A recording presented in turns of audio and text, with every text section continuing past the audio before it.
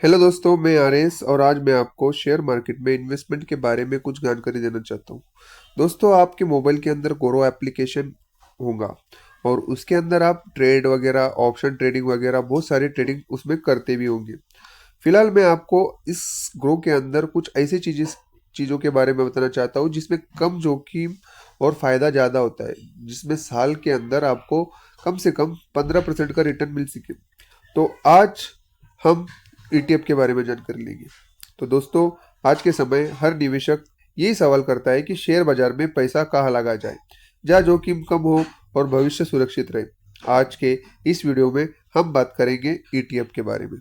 तो ईटीएफ बहुत सारे, जैसे railway ETF, metal ETF, electric ETF और इंटरनेट ईटीएफ। मैं 4 ईटीएफ के बारे में आपको जानकारी दे रहा हूँ, जिसके अंदर मुझे आगे आने वाले 5 सालों में ग्रोथ नजर दिखाई दे रही है। तो ईटीएफ होता क्या है? सबसे पहले, एक्सचेंज ट्रेडेड फंड मतलब ईटीएफ। ईटीएफ शेयर बाजार में शेयर की तरह खरीदा और बेचा जाता है, लेकिन इसमें निवेश एक कंपनी में नहीं बल्कि पूरे सेक्टर में किया जाता है। तो ग्रो ने अपने इस ऑप्शनों के अंदर बहुत सारे ईटीएफ लेके आ गई है। आप जाके अपने ईटीएफ बॉक्स में सर्च कर सकते हो। तो दोस्तों, एक कंपनी में नहीं बल्कि पूरे सेक्टर में इसका निवेश होता है। तो मैं आपको सबसे पहले रेलवे के ईटीएफ के बारे में जानकारी दूंगा। रेलवे ईटीएफ उन कंपनियों में निवेश करता है जो रेलवे इंफ्रास्ट्रक्चर, कोच निर्माण, सिग्नलिंग सिस्टम, जैसे आपने देखा ही होगा, मेरे ग्रुप में मैंने रेलवे के बहुत सारे शेयर लेके रखे हैं। भेल हो गया, उसके बाद में आरवीएनएल हो गया, आईआरएफसी हो गया और जुपिटर वेगन्स हो गया। ऐसे बहुत सारे शेयर है जो रेलवे इंफ्रास्ट्रक्चर का काम करते हैं। और ये रेलवे का ईटीएफ सिर्फ रेलवे के सेक्टर में ही आपको परचेस दिखाई देगा। मेटल ईटीएफ आपने देखा, गोल्ड, सिल्वर, कॉपर और एल्यूमिनियम और अपना प्लेटिनियम। ये सेक्टर इस तरीके से बढ़ा है जून से और दिसंबर के बीच कि आप आपके आंखों के सामने जो गोल्ड आपको 64,000 रुपीज़ में 10 ग्राम आता था, आज वो 1,40,000 रुपीज़ का हो गया है। चांदी की बात तो आप बोलो ही मत, आपके आंखों के सामने ही चांदी चली गई ऊपर। तो दोस्तों, जब देश में इंफ्रास्ट्रक्चर का विकास तेज होता है तो मेटल सेक्टर को फायदा मिलता है, लेकिन इसमें उतार चढ़ाव भी दिखाई देता है। तो दोस्तों, ये एक सेक्टर हुआ।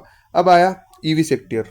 दोस्तों, 2030 तक इंडियन गवर्नमेंट ने इलेक्ट्रिक व्हीकल्स को प्रमोट करने का ठाना है और पेट्रोल गाड़ी कम से कम 40% तक आ जाएगी और 60% ईवी सेक्टर का ग्रोथ हमें दिखाई देगा। तो दोस्तों, इलेक्ट्रिक व्हीकल्स में भविष्य की तकनीक पर आधारित निवेश है। ये ईटीएफ इलेक्ट्रिक गाड़ियां, बैटरी टेक्नोलॉजी और चार्जिंग स्टेशन से जुड़ी कंपनियों को कवर करता है। लंबी अवधि में ये सेक्टर बड़ा ग्रोथ दे सकता है। अब आ गया आखिरी सेक्टर, इंटरनेट सेक्टर।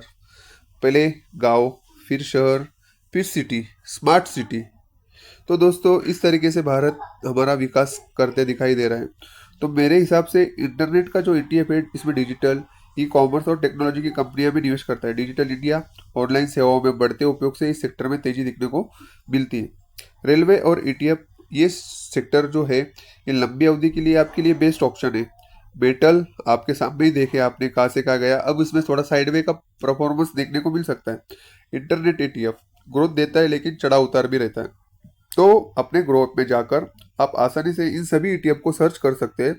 मार्केट समय में खरीदे और धैर्य के साथ निवेश करें।